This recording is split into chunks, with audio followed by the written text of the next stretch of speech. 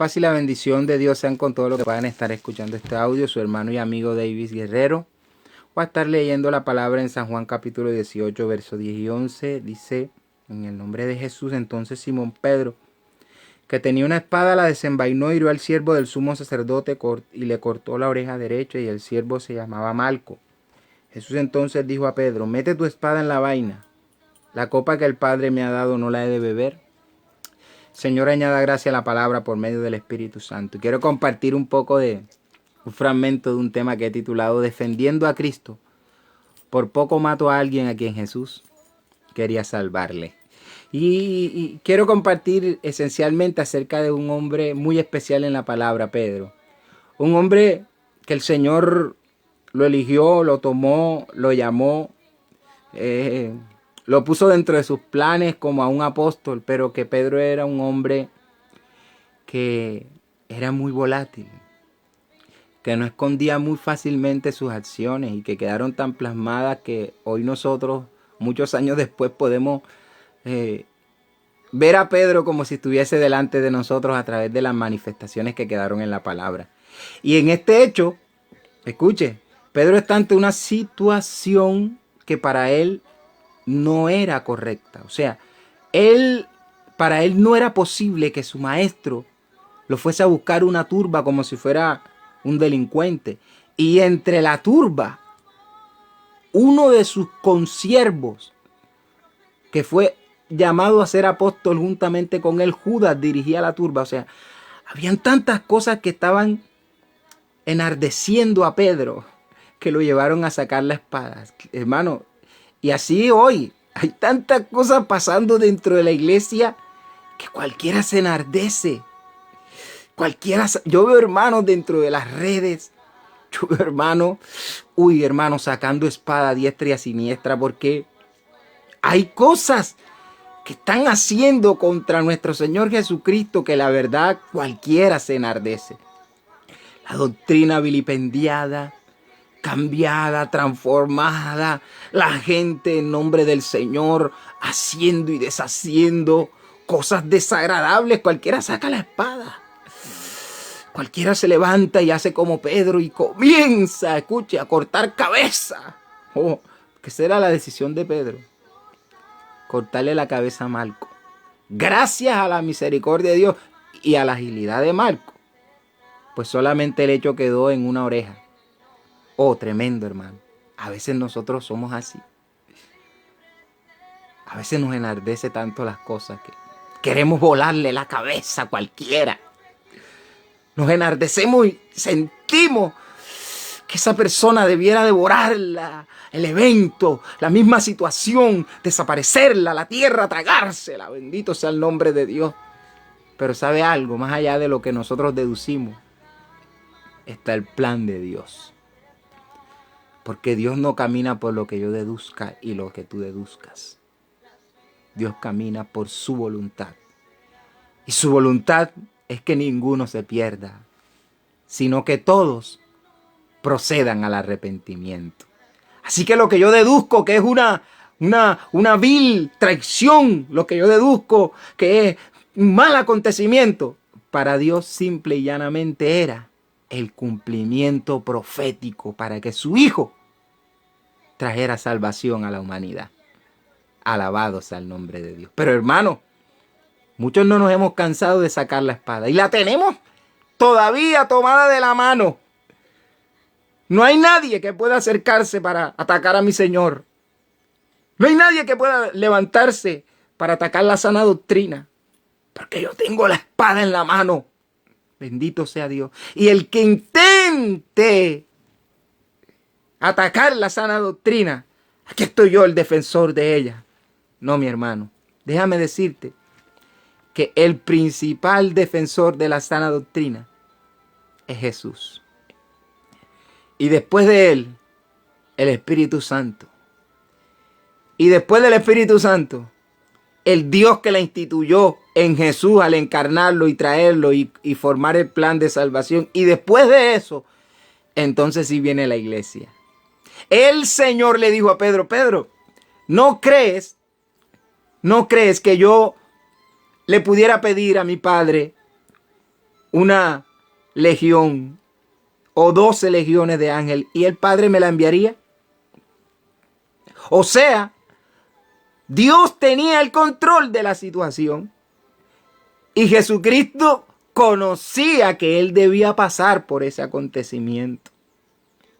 Pero Pedro no. Y a veces somos como Pedro.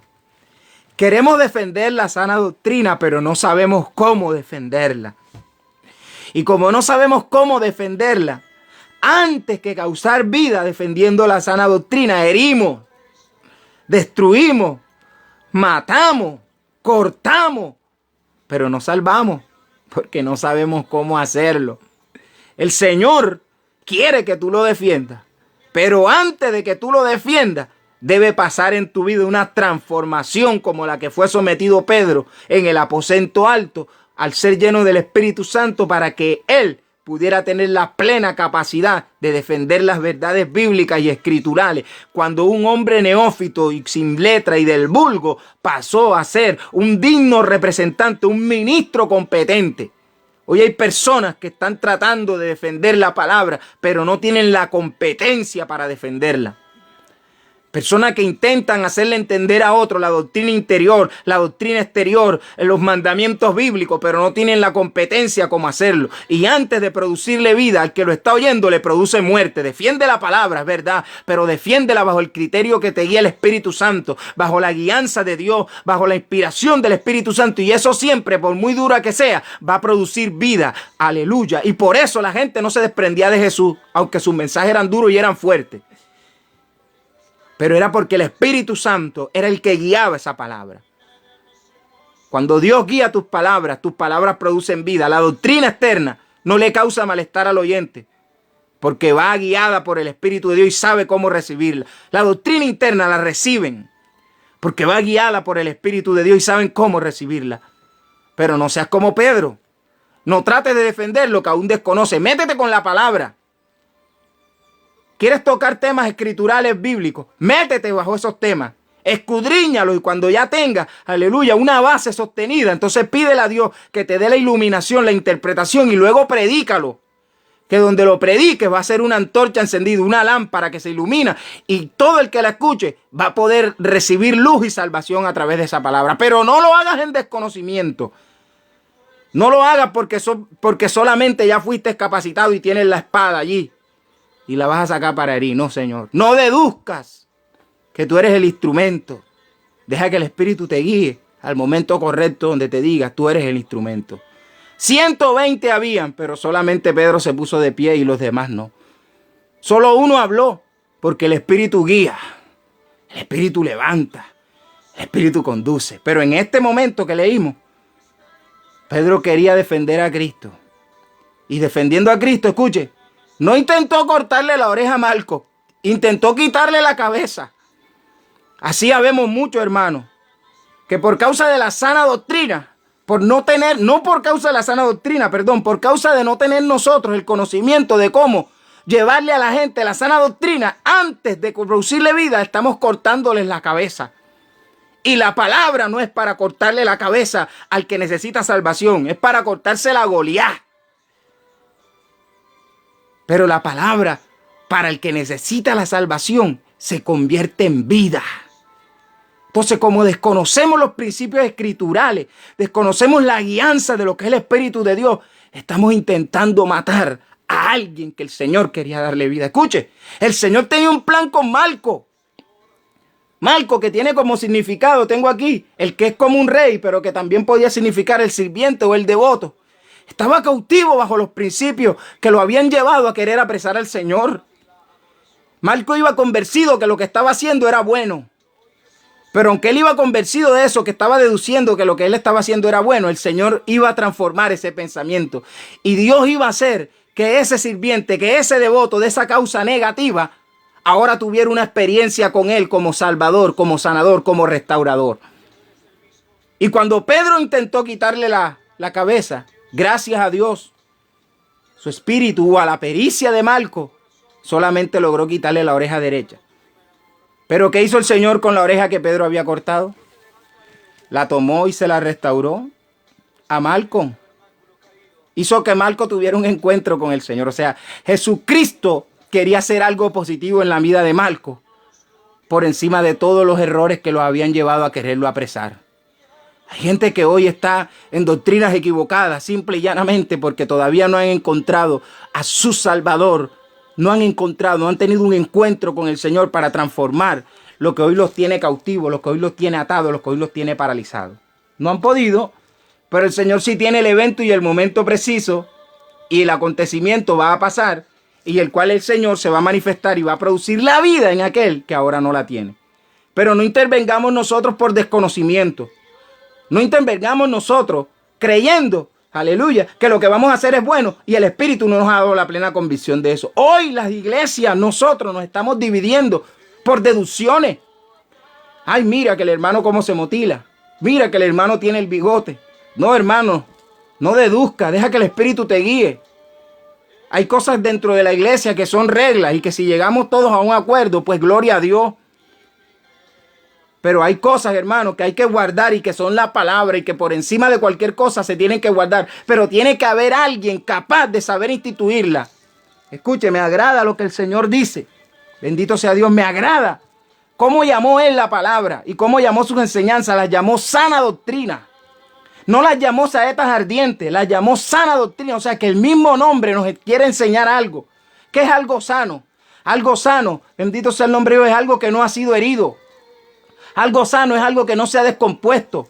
Algo sano es algo, aleluya, que el que lo recibe está en una condición de muerte y pasa a una condición de vida. ¿Y qué es la doctrina? Es una enseñanza. Entonces, la sana doctrina no deben ser saetas ardientes, deben ser alimentos.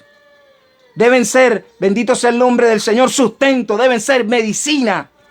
Predicar la doctrina externa e interna no deben ser saetas, deben ser, aleluya, bendito el nombre de Dios, bálsamo. ¿Por qué? Porque son sanos. La doctrina interna es sana, la doctrina externa es sana. ¿Qué es lo que pasa y por qué se convierten en vez de ser bálsamo en saetas? Porque los que la tenemos que dar no lo estamos haciendo de la manera correcta. Estamos deduciendo, pero no estamos siendo guiados. Y cuando tú deduces, la palabra en vez de producir vida, produce muerte. Pero cuando tú te dejas guiar, por muy dura que sea la palabra que el Señor está poniendo en tus labios, el oyente se va a compungir, el oyente se va a transformar, el oyente va a querer experimentar lo que el Espíritu le está hablando. Bendito sea el nombre del Señor. Entonces es necesario que el Señor nos vuelva a decir como le dijo a Pedro: toma la espada y guárdala. Tenemos la espada afuera y no la hemos guardado y eso nos está dividiendo. Guárdala, porque la copa que el Padre me ha dado, yo tengo que tomarla. Restauró a Marco, pero también restauró a Pedro. Que el Señor haga lo mismo hoy con nosotros. Que nos restaure para saber enseñar la doctrina bíblica, pero que también restaure a todos aquellos que por nuestra conducta y por nuestras deducciones hemos herido y no hemos sabido cómo comportarnos ante ellos. Y por causa de tratar de defender algo que desconocemos, ¡oh, cuánto daño le está haciendo al evangelio las personas que están tratando de defender algo que ellos desconocen! Si tú vas a tratar de defender algo de la palabra de Dios, pues simple y llanamente llénate del conocimiento de ella, para que algo que sea un cumplimiento profético no lo estés tratando tú como un acontecimiento vil y malo.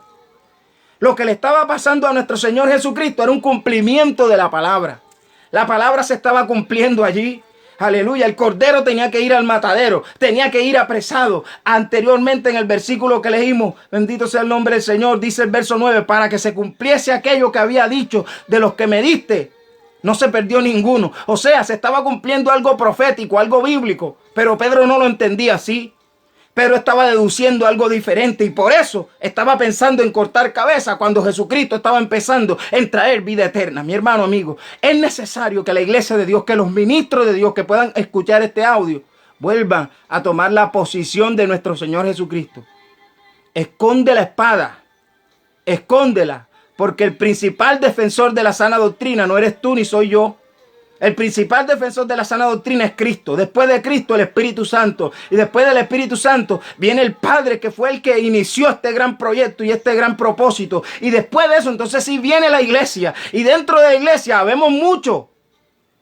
Pueda que Dios te use a ti. O pueda que nunca te tome en cuenta para defender la sana doctrina, porque no tienes la capacidad para hacerlo.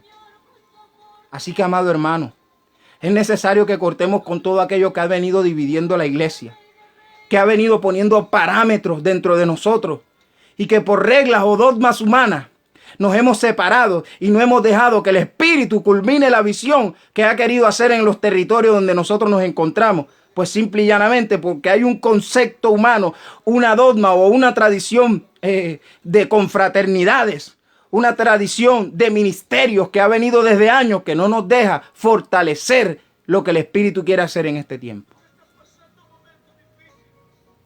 El Señor salvó a Malco de la muerte. Hizo un milagro ante un miembro de su cuerpo que estaba ya fuera.